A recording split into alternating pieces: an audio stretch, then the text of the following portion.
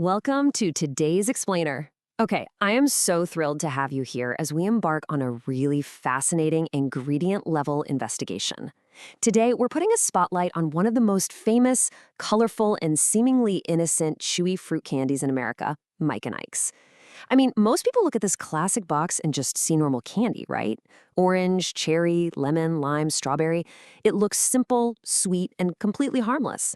But as we know, when it comes to the food we consume, looking harmless on the outside doesn't always tell the full story of what's actually going on inside. Okay, let's dive into this. When we look a little closer at that colorful box, a major question pops up for millions of consumers around the world. Is this simple, sweet candy halal, or is it haram? The stakes here are incredibly real.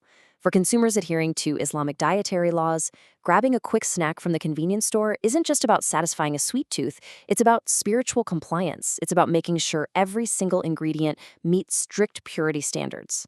So we're going to act as food detectives today, using the comprehensive Halal Radar investigation to uncover exactly what is hiding inside this box. Part 1, the halal candy mystery. To truly understand why a simple box of chewy fruit candy requires a full-blown investigation, we really need to look at the framework. Islam asks where food comes from, exactly how it's manufactured, and ultimately whether it is spiritually pure. Chewy candies are kind of notorious for hiding ingredients that matter deeply to halal-conscious consumers. So let's walk through this lineup of usual suspects. When you bite into a chewy candy, you might unknowingly be consuming gelatin, animal-derived additives, or even alcohol-based flavor carriers used to bind the whole thing together. There's also confectioner's glaze, various artificial flavors, and heavily obscured, unclear manufacturing processes. Any one of these suspects hiding in the recipe necessitates our careful, step-by-step detective work today. Moving on to Part 2, searching for gelatin. In the world of chewy sweets, gelatin is literally public enemy number one. It is very frequently derived from pork or from animals that weren't slaughtered according to strict halal requirements. Let's scan the exact ingredient list of the classic original fruits box together to look for our prime suspect. We see the usual bases, sugar and corn syrup for sweetness. We've got modified food starches and citrus acids for that tangy bite. And then we have a handful of binding agents, glazes, and artificial colors. Have you spotted the prime suspect yet? Look at that! The important discovery is this: gelatin is not listed. The absolute biggest, most glaring red flag for halal consumers is entirely missing from this specific classic version of Mike and Ike's. For many, finding out that a chewy candy lacks gelatin brings this immediate sigh of relief. But, well, as any good investigator knows, the absence of one suspect absolutely doesn't mean the case is closed. Actually, now the investigation just gets more careful. Which brings us to Part 3, glaze and artificial flavors. Now, what's really interesting about this slide is how we pivot from the obvious threat of gelatin to the lesser-known, highly ambiguous accomplices. We've cleared the gelatin hurdle, but what about the ingredients that give the candy its texture, its shine, and its taste? The next major concern we encounter is confectioner's glaze. If you've ever wondered what gives candies like Mike and Ike's their smooth, shiny coating, this is it. It's usually made from shellac, which is incredibly fascinating from a biological standpoint. It's actually a resin secreted by the lac insect. But from a theological standpoint, it's a complex puzzle. Many Islamic scholars and halal authorities treat insect-derived shellac as entirely permissible, provided it's processed and not harmful. However, other scholars prefer strict caution when it comes to insect byproducts. So, while it is certainly not pork gelatin, it absolutely raises a valid certification question for these strictest halal consumers. And what about the natural and artificial flavors?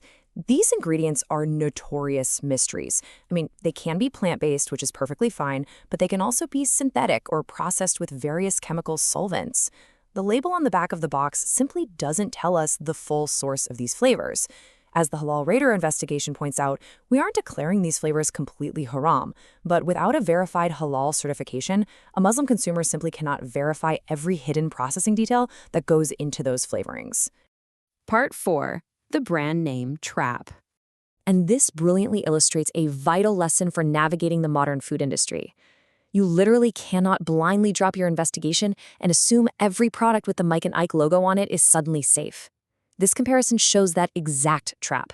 On the left, we have the classic Mike and Ike original fruits we've been investigating, with no gelatin listed. But on the right, under the exact same brand family, we have Mike and Ike flavored Pops, and these related products can actually list gelatin. This is a critical warning. You cannot judge an entire corporate brand by just one box. You've got to check the exact product, the exact country of manufacture, and the exact label of the physical item right there in your hand. So let's summarize the hard evidence we have specifically gathered for the classic box. Alcohol is not listed as a main ingredient. Pork is not listed.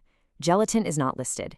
Impartially speaking, according to Islamic principles, you do not call something haram without clear evidence.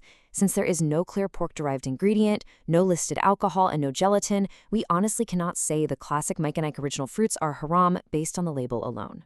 And finally, part 5, the final verdict. So the crucial point is captured right here. We've weighed the absence of major red flags against the ambiguous presence of glazes and flavors. Looking at the official nuanced ruling from the Halal Radar investigation, the verdict is doubtful. Why doubtful? Well, because while the classic original fruits don't list those major haram triggers like gelatin, pork, or alcohol, they also lack clear halal certification. They contain broad ingredients like that insect-derived confectioner's glaze and those unverified natural and artificial flavors that leave halal-conscious Muslims in a gray area. It sits right there between not clearly haram and fully halal certified. So what is the practical takeaway for you on your next trip to the candy aisle? Here is a clear, actionable plan. Step 1, always check the package.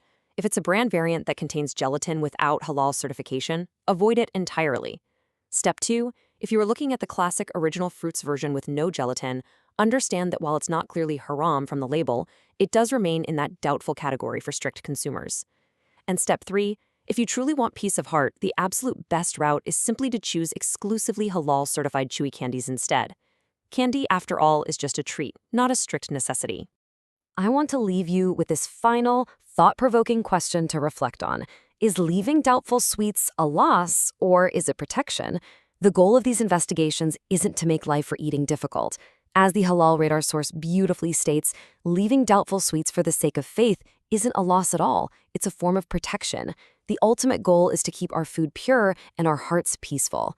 Thank you so much for joining me on this deep dive today. I really hope this explainer empowered you with the structured knowledge you need to make confident choices.